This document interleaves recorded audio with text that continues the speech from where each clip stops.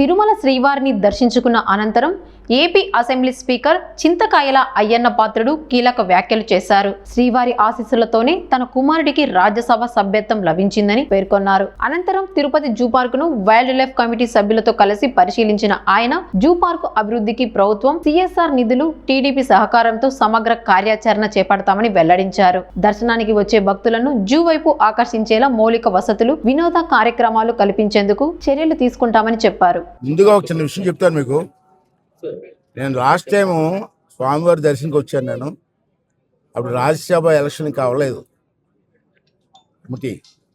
వచ్చి మీ ప్రెస్ ముందు మాట్లాడుతూ మీరు అడిగారు ఏం కోరుకున్నారని అన్నీ చెబుతూ మా అబ్బాయికి కూడా రాజ్యసభ సీట్ ఇవ్వమని చెప్పి అడిగాను స్వామివారిని అని మొక్కుని వెళ్ళాను. వెళ్ళిన 3వ రోజుకి రాజ్యసభ వచ్చింది మా అబ్బాయికి, విజయ్కి. స్వామివారి దైవాల మీ అందరి వల్ల. మరి ఈరోజు ఎందుకు వచ్చామంటే మాది ఒక కమిటీ, వైల్డ్ లైఫ్ కమిటీ అని జూస్ ఉన్నాయి కదా, మన జూలు ఉన్నాయి కదా, జూలు డెవలప్ చేయడం కోసం చెప్పి ఒక కమిటీ ఉంది. ఈ కమిటీ అన్ని రాష్ట్రాల్లో లేదు, కొన్ని రాష్ట్రాల్లో ఉంది. దాంట్లో మన ఆంధ్ర రాష్ట్రం ఒకటి. దీనికి ఎవరైతే స్పీకర్గా ఉంటారో వారు చైర్మన్గా ఉంటారు, మిగతా వాళ్ళందరూ మెంబర్లుగా ఉంటారు. వారిలో శ్రీనివాసులు గారు, పులపర్తి నాని గారు, నరేంద్ర వర్మ రాజు గారు, గుండు శంకర్రావు గారు, బాలవలస శ్రీకాంత్ గారు చెప్పి అందరూ కమిటీ మెంబర్లు. దానికి నేను చైర్మన్గా ఉన్నా. 2 days బ్యాక్ నేను కమిటీ టూర్ వేసాం, విశాఖపట్నం జూని సందర్శించాం. తర్వాత ఈరోజు మన తిరుపతిలో ఉన్నటువంటి ఈ జూను సందర్శించి అక్కడ ఉన్న లోటుపోట్లు అన్ని పరిశీలించి గవర్నమెంట్కి ఒక రిపోర్ట్ ఇచ్చి దీన్ని అవి డెవలప్ చేయాలనే ఉద్దేశంతో ఇక్కడ ప్రత్యేకంగా రావడం జరిగింది. దానికి చైర్మన్ ఉన్నాను కాబట్టి. మరి ఇక్కడ చూస్తే రాత్రి మేము కూర్చొని ఆఫీసులు ఎంత కూర్చొని పరిశీలిస్తే ఇక్కడ రోజుకి 3,000 మంది వస్తున్నారండి. 2,000 నుంచి 3,000 జూకి. కానీ స్వామివారి దర్శనానికి సుమారు 90,000 నుంచి 1,00,000 మంది వస్తున్నారు రోజుకి. కానీ జూకి వచ్చే వాళ్ళు 3,000 దాటలేదు. ఎందుకు దాటలేదు? పిల్లలతో వస్తారు, సరదా జూకి వెళ్ళాలి కదా, ఎందుకు వెళ్ళలేదో పరిశీలిస్తే జూలో సరైన సౌకర్యాలు లేవు, వాటర్ లేదు, ఎంటర్టైన్మెంట్ ప్రోగ్రామ్స్ లేవు. అలాంటి వాడు ఎందుకు వస్తారు? రారు. అంచేత ఒక విషయం చెప్పాలి మీకు. మన ఆసియా ఏరియాలోనే 3,000 ఎకరాలు ఉన్న జూ మన తిరుపతి జూ.